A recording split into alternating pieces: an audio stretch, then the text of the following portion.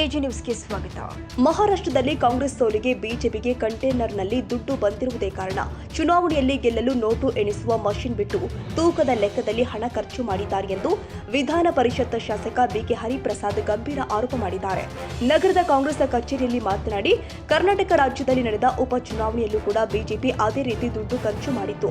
ಆದರೆ ಜನ ಅದನ್ನು ತಿರಸ್ಕರಿಸಿ ಕಾಂಗ್ರೆಸ್ ಕೈ ಹಿಡಿದಿದ್ದಾರೆ ಎಂದಿದ್ದಾರೆ. ಬೇರೆ ಬೇರೆ ರಾಜ್ಯಗಳ ಚುನಾವಣಾ ಫಲಿತಾಂಶ ನೋಡಿದಾಗ ಮತದಾರರಿಂದ ಮಿಶ್ರ ಪ್ರತಿಕ್ರಿಯೆ ದೊರಕಿದೆ. ಆದರೆ ಕರ್ನಾಟಕದಲ್ಲಿ ಕಾಂಗ್ರೆಸ್ ಅಭೂತಪೂರ್ವ ಗೆಲುವು ಸಾಧಿಸಿ ಇತಿಹಾಸ ಸೃಷ್ಟಿ ಮಾಡಿದೆ.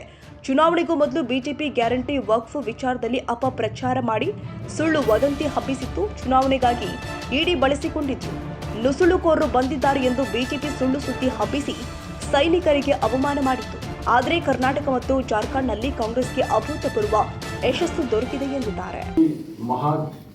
ವಿಕಾಸ್ ಅಗಡಿ ಅಂತ ಹೇಳಿ ಏನು ಕಾರ್ಯಕ್ರಮ ನಾವು ಹಮ್ಮಿಕೊಂಡಿದ್ವಿ, ಅಲ್ಲಿ ನಡೆದಂತ ಘಟನೆಗಳು, ಈಗ ನಾವು ಸೋತಿದ್ದೀವಿ, ಏನಾದ್ರು ಸೋತಿದ್ದೀವಿ ಅದಕ್ಕೆ ಹೇಳಿದ್ದೀವಿ ಅಂತ ಹೇಳ್ತಾರೆ.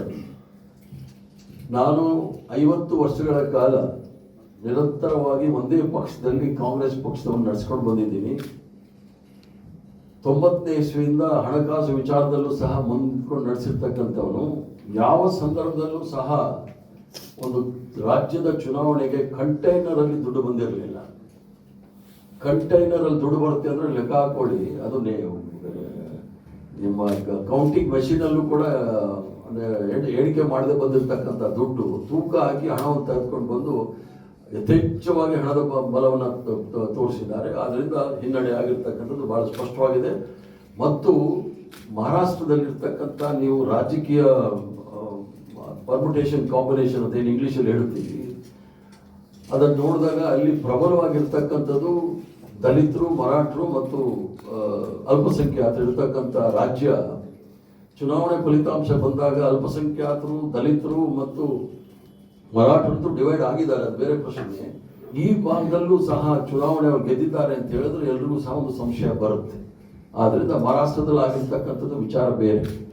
ಬೇರೆ ರಾಜ್ಯಗಳಲ್ಲೂ ಸಹ ಇಲ್ಲೂ ಸಹ ಕರ್ನಾಟಕ ರಾಜ್ಯದಲ್ಲಿ ದುಡ್ಡು ಖರ್ಚಾಗಿಲ್ಲ ಅಂತ ನಾನು ಹೇಳೋದಿಲ್ಲ, ಎಲ್ಲ ಪಕ್ಷದವರು ಸಹ ಮಾಡಿದ್ದಾರೆ. ಆದ್ರೂ ಸಹ ಜನ ಅದನ್ನು ತಿರಸ್ಕಾರ ಮಾಡಿದ್ದಾರೆ. ಕರ್ನಾಟಕದಲ್ಲಿ ಹಣದ ಹೊಳೆ ಹರಿಸಿ ಗೆದ್ದಿದ್ದಾರೆ ಅನ್ನುವಂಥದ್ದು ಬಿಜೆಪಿ ಆರೋಪ ಮಾಡಿದೆ. ನಾನು ಹೇಳಿದ್ನಲ್ಲ, ಎಲ್ಲ ಪಕ್ಷದವರು ಸಹ ಪೈಪೋಟಿ ಇತ್ತು. ಅವರು ಸರಿಸಮಾನವಾಗಿ ಮಾಡಬೇಕಾದ್ರೆ ನಮ್ಗೆ ಅಡ್ವಾಂಟೇಜ್ ಏನಿತ್ತು ಅಂದ್ರೆ, ನಮ್ಮ ಗ್ಯಾರಂಟಿಗಳು ಏನು ಕೊಟ್ಟಿದ್ವಿ, ಗ್ಯಾರಂಟಿಗಳನ್ನು ಅನುಷ್ಠಾನಕ್ಕೆ ತಂದಿದ್ವಿ ಮತ್ತು ಸಾಮಾಜಿಕ ಸುರಕ್ಷತೆಯನ್ನು ಬಹಳ ಪ್ರಬಲವಾಗಿ ಕೊಟ್ಟಿದ್ವಿ.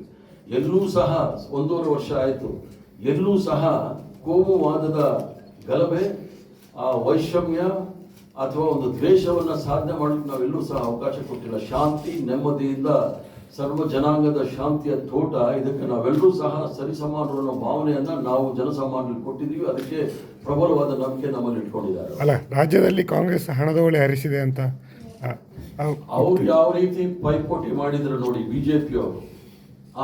ಆ ಬಿಜೆಪಿ ಅವರು ಸರಿಯಾದ ಪೈಪೋಟಿ ನಾವು ಮಾಡಿದ್ವಿ. ಹಣದಲ್ಲಿರ್ಬೋದು, ಹೆಣ್ಣದಲ್ಲಿರ್ಬೋದು, ಯಾವುದೇ ಇರ್ಬೋದು, ಅವ್ರಿಗೆ ಸರಿಯಾದ ಪೈಪೋಟಿ ನಾವು ಸಹ ಮಾಡಿದ್ದೇವೆ. ಏನಂದ್ರೆ ದುಡ್ಡಿನಲ್ಲಿ ಗೆದ್ದಿಲ್ಲ, ನಾನು ಅದಕ್ಕೆ ಹೇಳಿದ್ದು. ಅವ್ರದ್ದು ದುಡ್ಡಲ್ಲಿ ನಮ್ಮನ್ನು ಸೋಲ್ಸಕ್ಕೆ ಪ್ರಯತ್ನ ಮಾಡಿದ್ರು. ನಮ್ಮ ಆಡಳಿತ ಜೊತೆಗೆ ಅವ್ರು ಹಣ ಖರ್ಚು ಮಾಡಿದ್ರೆ ನಾವೇನು ಸತ್ಯ ಹರಿಶ್ಚಂದ್ರ ಸನ್ಯಾಸಿಗಳು ಅಥವಾ ಕಾವಿ ಬಟ್ಟೆ ಹಾಕೊಂಡು ನಾವು ನಾಟಕ ಬೂಟಾಟಿಕೆ ಮಾಡೋ ಜನ ಅಲ್ಲ. ಇದ್ದಾಗ ಹೇಳ್ತೀವಿ. ಅವ್ರನ್ನ ಸರಿಯಾದ ರೀತಿಯಲ್ಲಿ ಪೈಪೋಟಿ ಮಾಡಿದ್ದೀವಿ, ಸರಿಯಾದ ರೀತಿಯಲ್ಲಿ ಉತ್ತರನೂ ಸಹ ಕೊಟ್ಟಿದ್ದೀವಿ. ಸರ್ಕಾರದ ಕಾರ್ಯಕ್ರಮಗಳನ್ನೇನು ಅನುಷ್ಠಾನಕ್ಕೆ ತಂದಿದ್ದೀವಲ್ಲ, ಅದಕ್ಕೆ ಹೆಚ್ಚಿನದಾಗಿ ಶಾಂತಿಯ ತೋಟ ಅಂತ ಹೇಳಿದೆ ನಿಮಗೆ. ಅಲ್ಪಸಂಖ್ಯಾತ ಇರ್ತಕ್ಕಂಥ ಚನ್ನಪಟ್ಟಣ, ಅಲ್ಪಸಂಖ್ಯಾತ ಇರ್ತಕ್ಕಂಥ ಶಿಗ್ಗಾಂವ್ ಮತ್ತು ಆದಿವಾಸಿಗಳಿರ್ತಕ್ಕಂಥ ಇದರಲ್ಲಿ ಶಾಂತಿಗೆ ಹೆಚ್ಚಿನ ಪುರಸ್ಕಾರ ಕೊಟ್ಟಿದ್ದಾರೆ, ಹಣಕ್ಕಲ್ಲ. ಅಲ್ಪಸಂಖ್ಯಾತರ ಓಟುಗಳೇ ನಿರ್ಣಾಯಕ ಅಂತೀರಾ 3 ಕ್ಷೇತ್ರದಲ್ಲಿ? ಅಲ್ಪಸಂಖ್ಯಾತರ ನಿರ್ಣಾಯಕ ಅಂತ ಹೇಳ್ತಾ ಇಲ್ಲ. ಅವರು ನೆಮ್ಮದಿಯಿಂದ ಬಂದು ವೋಟ್ ಮಾಡ್ಲಿಕ್ಕೆ ಅವಕಾಶ ಮಾಡಿಕೊಟ್ವಿ. ಯಾಕಂದ್ರೆ ಅವ್ರಿಗೆ ವೋಟ್ ಮಾಡ್ಲಿಕ್ಕೂ ಅವಕಾಶ ಮಾಡ್ತಾರಲ್ಲ, ಅಷ್ಟೊಂದು ನೀವು ಅವರಿಗೆ ತೊಂದರೆಯನ್ನು ಕೊಟ್ಟಿರ್ತಕ್ಕಂಥದ್ದು ನಾವು ನೋಡಿದ್ವಿ ಭಾರತೀಯ ಜನತಾ ಪಾರ್ಟಿ. ಈಗ ವಕ್ಫ್ ವಿಚಾರದಲ್ಲಿ ಈಗ ಇಷ್ಟು ವರ್ಷ ಭಾರತೀಯ ಜನತಾ ಪಾರ್ಟಿನಲ್ಲಿ ಆಗಿರೋ ಸಂದರ್ಭದಲ್ಲಿ ಆಗಿರಲಿಲ್ಲ ಅಂತೇನು? ಭಾರತೀಯ ಜನತಾ ಪಾರ್ಟಿ ಸಂದರ್ಭದಲ್ಲೂ ಆಗಿತ್ತು. 1998ನೇ ಇಸ್ವಿನಲ್ಲಿ ಭೂ ಸುಧಾರಣಾ ಕಾನೂನು ಬಂದ ನಂತರ, 74ನೇ ಇಸ್ವಿ ಬಂದ ನಂತರ ಸುಪ್ರೀಂ ಕೋರ್ಟ್ ಅಲ್ಲಿ 1998 ಇಸ್ವಿನಲ್ಲಿ ಒಂದು ಜಡ್ಜ್ಮೆಂಟ್ ಬಂದಿದೆ. ಅದರಲ್ಲಿ ಈಗ ಇನಾಮ್ತಿ ಲ್ಯಾಂಡ್ ಇದೆ, ವಕ್ಫ್ ಲ್ಯಾಂಡ್ ಇದೆ, ಇವೆಲ್ಲವೂ ಸಹ ಏನ್ ಪಾಣಿ ಇರುತ್ತೆ ಅದ್ರ ಹೆಸರಲ್ಲಿ ಇರುತ್ತೆ ಅನ್ನೋದು ಇದ್ದೇ ಇದೆ. ಆವಾಗ 98 ಇವ್ರು ಬಂದು 11 ವರ್ಷ ಆಯ್ತು. ಇಲ್ಲಿ ತನಕ ಏನ್ ಮಾಡ್ತಾ ಇದ್ರು? ಜನರ ಮಹಿಳೆಯರಿಗೆ ಸುರಕ್ಷತೆ ಇಲ್ಲ, ನಿರುದ್ಯೋಗ ಸಮಸ್ಯೆಯನ್ನು ಬಗೆಹರಿಸಲಿಕ್ಕೆ ಆಗ್ತಾ ಇಲ್ಲ, ಭ್ರಷ್ಟಾಚಾರ, ಅಮೆರಿಕದ ಸರ್ಕಾರ ಇವ್ರ ಮೇಲೆ ಆಪಾದನೆ ಮಾಡೋ ಪರಿಸ್ಥಿತಿ ಬಂದಿದೆ, ಒಬ್ಬರ ಮೇಲೆ ಕೇಸ್ ಬುಕ್ ಮಾಡಿದ್ದಾರೆ. ಇಷ್ಟೆಲ್ಲ ಇದ್ರೂ ಸಹ ಜನಸಾಮಾನ್ಯರ ದಿನನಿತ್ಯದ ಕಷ್ಟ ಸುಖಗಳಿಗೆ ಸ್ಪಂದಿಸ್ತಕ್ಕಂಥ ಕೆಲಸ ಕಾರ್ಯಕ್ರಮಗಳು ಯಾವುದೂ ಸಹ ಭಾರತೀಯ ಜನತಾ ಪಾರ್ಟಿಯವರು ಮಾಡ್ತಾ ಇಲ್ಲ. ಲೋಕಸಭಾ ಚುನಾವಣೆಯಲ್ಲಿ ಮछली, ಮಟನ್, ಮಂಗಲ್ ಸೂತ್ರ, ಮುಜರಾ ಎಲ್ಲ ಆಯ್ತು, ಮನೆ ಕಳಿಸಿದ್ರು. ಈ ಬಾರಿ ವಕ್ಫ್ ಅಂದ್ರು ಜನ ಕರ್ನಾಟಕ ರಾಜ್ಯದಲ್ಲಿ ಬುದ್ಧಿ ಕಲಿಸಿದ್ದಾರೆ. ಸಮೀರ್ ಅವರು ಉತ್ತರ ಕೊಟ್ಟಿದ್ದಾರೆ, ಜನ ಡಿಪಾಸಿಟ್ ತೆಗಿಬೇಕಾಗಿತ್ತು, ಅದೇನಾದ್ರೂ ಸತ್ಯ ಅನ್ನೋದಿದ್ದಾರೆ. ಆದ್ರಿಂದ ಸರಿಯಾದ ಉತ್ತರ ಕರ್ನಾಟಕ ಜನತೆಗೂ ಕೊಟ್ಟಿದ್ದಾರೆ, ಬೇರೆ ರಾಜ್ಯಗಳಲ್ಲೂ ಸಹ ಕೊಟ್ಟಿದ್ದಾರೆ. ಶಿಗ್ಗಾಂವಿ ಬಿಜೆಪಿಯವರ ಗಡ ಅಂತ ಹೇಳ್ತಾರೆ. 30 ವರ್ಷದಿಂದ ಅಲ್ಲಿ ಕಾಂಗ್ರೆಸ್ ವಿನ್ ಆಗಿದೆ. ಈ ಸಲ ಪಠಾಣ್ ವಿನ್ ಆಗಲಿಕ್ಕೆ ಮೇನ್ ಕಾರಣ ನಮ್ಮ ಕಾರ್ಯಕ್ರಮ ಮತ್ತು ಕೊಟ್ಟಿರ್ತಕ್ಕಂಥ ಕಾರ್ಯಕ್ರಮ, ಮುಂದೆ ನಾವು ಕೊಟ್ಟಿರ್ತಕ್ಕಂಥ ಭರವಸೆಗಳು, ಅದು ಕಾರಣ. ಈಗ ಈ ಕುಟುಂಬ ರಾಜಕಾರಣಕ್ಕೆ ಈ ಉಪಚುನಾವಣೆಯಲ್ಲಿ ಮತ್ತೆ ಕಾಂಗ್ರೆಸ್ ಪಕ್ಷರು ಹೇಳ್ತಾರೆ ಅಪ್ಪ ಮಕ್ಕಳ ಪಾರ್ಟಿ ಅದಿದೆಯಲ್ಲ, ಅದಕ್ಕೆ ಒಂದು ಮತದಾರರು ಇದು ಕೊಟ್ಟಿದ್ದಾರೆ. ಅಂದ್ರೆ ಕುಟುಂಬ ರಾಜಕಾರಣ ಮತ್ತೆ ಅಪ್ಪ ಮಕ್ಕಳ ರಾಜಕಾರಣ ನಿಮ್ಮಲ್ಲೂ ಇದೆ, ಬೇರೆ ಪಕ್ಷಗಳಲ್ಲೂ ಇದೆ. ಇದಕ್ಕೆ ನೀವು ಏನ್ ಹೇಳ್ತೀರಿ ಅಂತ? ಕುಟುಂಬ ರಾಜಕಾರಣ ಮತ್ತು ಇನ್ನೊಂದು ಅಪ್ಪ ಮಕ್ಕಳ ಕುಟುಂಬ. ಈಗ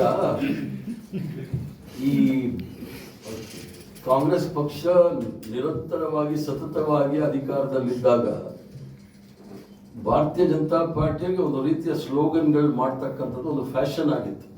ಏನ್ ಹೇಳಿದ್ರು ಸಹ ಜನ ನಂಬೋರು, ಯಾಕಂದ್ರೆ ಅವ್ರ ಜೊತೆ ರೂಮರ್ ಸ್ಪ್ರೆಡಿಂಗ್ ಸಂಘ ಇದೆ. ಏನ್ ಹೇಳಿದ್ರು ಜನ ನಂಬಿಸೋಕ್ಕೆ ಪ್ರಯತ್ನ ಮಾಡ್ತಾ ಇದ್ರು. ಗಣೇಶನ್ಗೆ ಹಾಲು ಕುಡಿಸೋದ್ರಿಂದ ಹಿಡಿದು ಎಲ್ಲ ಮಾಡೋರು.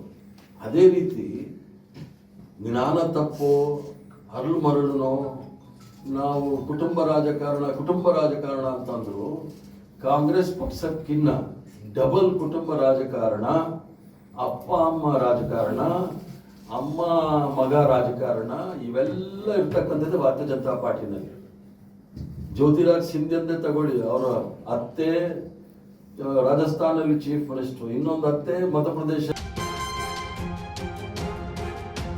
ಕನ್ನಡಿಗರ ಮೆಚ್ಚಿನ ನಿಮ್ಮ AJ 24/7 ನ್ಯೂಸ್ ಕನ್ನಡ ವಾಹಿನಿ ಇದೀಗ ಟಿವಿಯಲ್ಲಿ ಲಭ್ಯ. ಒಂದು ವೇಳೆ ನೋಟಿಸ್ ಕೊಟ್ಟಿದ್ರೆ ವಾಪಸ್ ತಗೋತೀವಿ. ಇವತ್ತು ವಕ್ಫ್ ಪ್ರಾಪರ್ಟಿ ಅಂತೇಳಿ ಬರ್ತದೆ ಅಂತ ಹೇಳಿದ್ರೆ ರೈತರು ಬೀದಿಗೆ ಬಂದ್ರೆ ಏನ್ ಮಾಡ್ಬೇಕಾಗತ್ತೆ? ಯಾರು ವೋಟ್ ಹಾಕಲಿಲ್ಲ ಅಂದ್ರೆ ಗ್ಯಾರಂಟಿನೆಲ್ಲ ಸ್ಟಾಪ್ ಮಾಡ್ಬಿಡ್ತೀವಿ.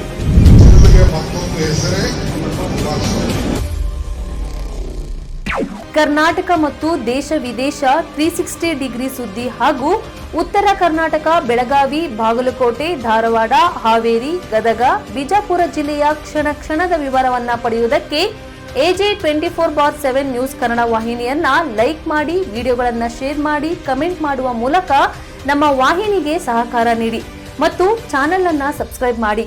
ಧನ್ಯವಾದಗಳು.